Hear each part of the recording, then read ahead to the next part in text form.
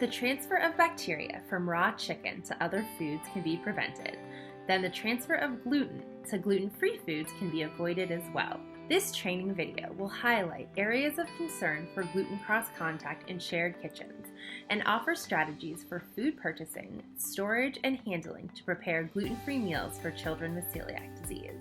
At the end of this video, viewers will be able to describe common ways that gluten cross-contact occurs in shared kitchens, identify 2 strategies to reduce the risk of gluten cross-contact, and explain how to determine if a product is gluten-free. Let's get started. Eating is a major part of life. We all eat about 3 times a day, plus those in-between meal snacks. For a child attending school, half or more of their daily meals may occur at the learning institution they attend, so it is incredibly important that there's a gluten-free protocol in place for children with celiac disease. This can be done in a number of ways depending on the desires of the child with celiac disease and the type of learning environment that they attend. Some children with celiac prefer to bring their food from home. They like knowing where the food comes from and how it was prepared.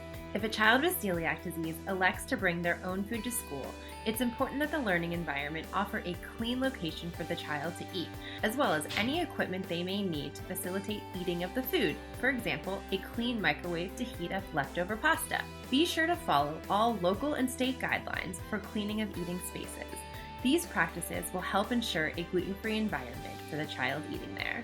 Other children may want to eat lunch provided by the school cafeteria and go through the lunch line with the rest of their friends. In a learning environment that receives federal funding, the school must provide nutritionally equivalent gluten-free food options for children with celiac disease who have a 504 plan in place. Private schools should also provide gluten-free options because it's the right thing to do to promote an inclusive environment for all children. When a child requests gluten-free food, there are several areas to consider to ensure safe food is provided. Start by evaluating the foods already available in the cafeteria and make a list of food items that are naturally gluten-free and those that are not. For foods that are not gluten-free, look for simple substitutions such as rice, corn tortillas, gluten-free breads, and gluten-free pastas, as well as naturally gluten-free foods like meats, cheeses, fruits, and vegetables. When creating your menus, think of ways to make them naturally gluten-free. And don't let the idea of gluten-free get in the way of your creativity. There are so many gluten-free options on the market these days. We don't want to hear about plain chicken and salad offered for every meal. For example, try using corn tortillas for Taco Tuesday instead of flour tortillas. Purchase a gluten-free pizza crust for Pizza Friday. There are dozens of gluten-free pastas made from alternative grains like quinoa and brown rice. Use corn or potato starch as the base of sauces and soups instead of wheat flour. Cook rice in water instead of a stock base that contains wheat. Sauces and marinades can be made using gluten-free soy sauce or tamari. All of these are very simple ways that you can make your regular menu gluten-free friendly for students with celiac disease. If you're purchasing gluten-free packaged products, try to select those that are labeled gluten-free. A product with a gluten-free label must meet the FDA gluten-free labeling rule, which requires that the product contains no wheat, rye, or barley, or be processed to contain less than 20 parts per million gluten. If the product does not contain a gluten-free label, please contact the manufacturer to confirm the gluten-free status of the food item. Now that you've identified gluten-free food options, it's important to evaluate your food preparation and serving areas to prevent gluten cross-contact. This can easily occur in shared cafeterias. Here are some key areas of cross-contact and how to prevent gluten exposure. Food items with visible gluten contamination or gluten-containing ingredients, wheat, rye, and barley, should never be served to children with celiac disease. Always cut gluten-free food items first. However, if you must use the same knife with gluten-free and gluten-containing foods, wash the knife before contact with the gluten-free items, and do not use a knife with visible gluten on it. When cooking or preparing foods that are both gluten-containing and gluten-free, always prepare the gluten-free item first. Gluten-free pasta should never be cooked in water that has already been used to cook gluten-containing pasta. Do not steam vegetables in water used to cook gluten-containing pasta.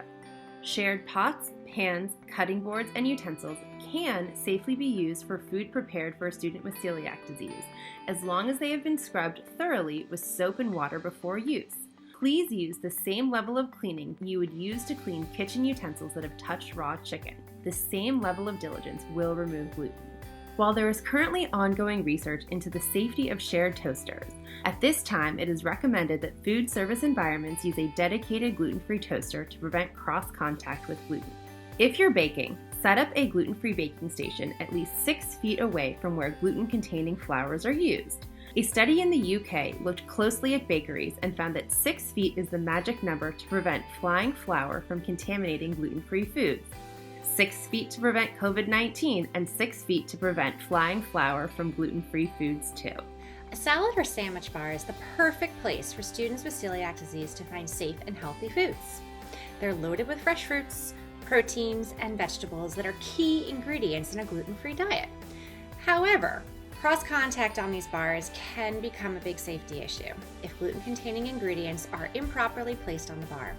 To keep a salad and sandwich bar safe for gluten-free students, keep the following protocols in mind when setting the bar up each day.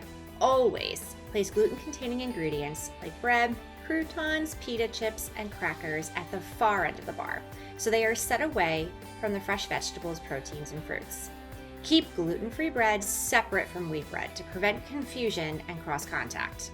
Place gluten-containing products in the front row of the salad bar, so students do not need to drag them over the top of gluten-free ingredients to access them if both must be near each other. Always serve salad dressing in squeeze bottles, so the dressing never comes in contact with gluten-containing foods.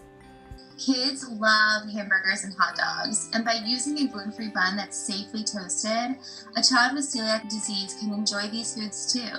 But it's important to remember that spreading condiments on these foods can cause a problem. The easiest way to prevent cross-contact is by using squeeze bottles for condiments like ketchup, mustard, mayonnaise, salad dressings, sauces, relish, and chocolate sauce. Squeeze bottles prevent cross-contact and allow all students to use the same condiment products without concern for double dipping. Now that you know how to prepare and serve gluten-free food, let's talk about getting the food to the child and supporting them in the eating process. Appoint a food service staffer to be the child's main contact in the cafeteria. You want the child to be familiar with the person they should approach each day to get their safe, gluten-free meal. You want to make sure that the student and cafeteria staff all understand the procedures for getting the gluten-free food to the right person every day. Make sure the student understands what to do if they believe there is a problem. You want them to feel safe speaking up to a trusted adult. Remind students that they shouldn't share food and shouldn't touch their classmates' meals. This is a good practice for everyone, not just those with celiac disease. Report any instances of food bullying to the proper administrators. Unfortunately, children with celiac disease experience food bullying regularly, and it's important to help stop this from occurring. This might look like crumbling gluten-free bread into the child with celiac disease's lunchbox, waving a cookie or cupcake in their face, or encouraging them to eat gluten to be cool. These behaviors should not be tolerated. Being able to enjoy a safe gluten-free meal with their friends may be the highlight of many students' day.